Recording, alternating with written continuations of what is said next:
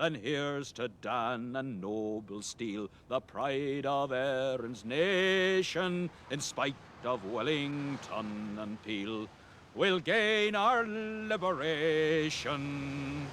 Who was O'Connell? He was a staunch Irishman, but he was more inclined to be a pacifist, unlike Irish in his actions.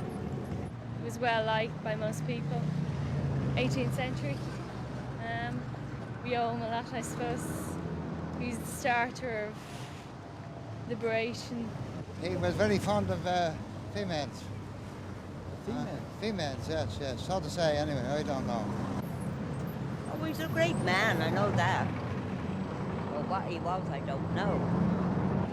He was called the Liberator. He led the fight for Catholic emancipation and was also involved in the repeal, or trying to get the repeal of the Act of Union.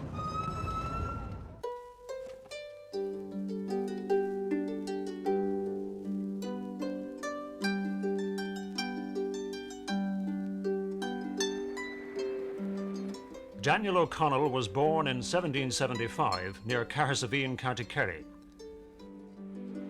Smuggling supplemented the family fortunes in penal times and helped build the ancestral home in Derrynane.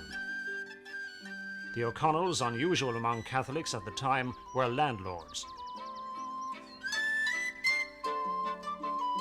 His mother, Catherine O'Mullane, is reputed to have introduced cock noses and bad teeth into the family. Maurice, nicknamed Hunting Cap, was his uncle.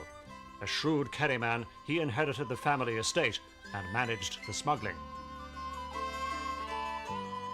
A direct descendant of the Liberator, Professor Maurice O'Connell teaches history at Fordham University.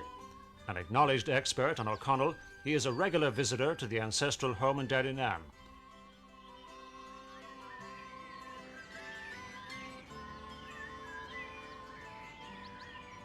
The house was officially opened to the public as a museum in 1967.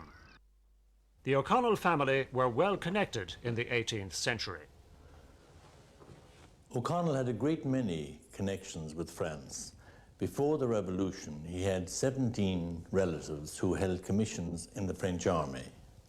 Count O'Connell was made a count by Louis XVI, and he was a general in the French army, and a man of considerable influence among the Irish in France. And it was he who arranged for O'Connell to be sent to a school in France, to Saint-Omer at first, and then to the English College at Douai.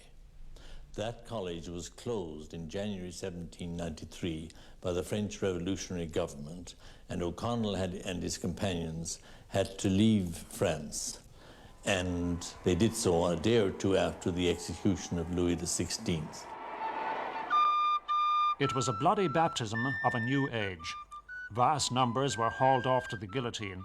O'Connell got his first taste of revolutionary violence. O'Connell practiced as a barrister at the Four Courts. The Relief Act of 1792 allowed Catholics to enter the legal profession, though they could not become anything other than junior barristers. Nevertheless, this was the first time that they could enter the law. After studying in London and Dublin, he qualified as a barrister in 1798.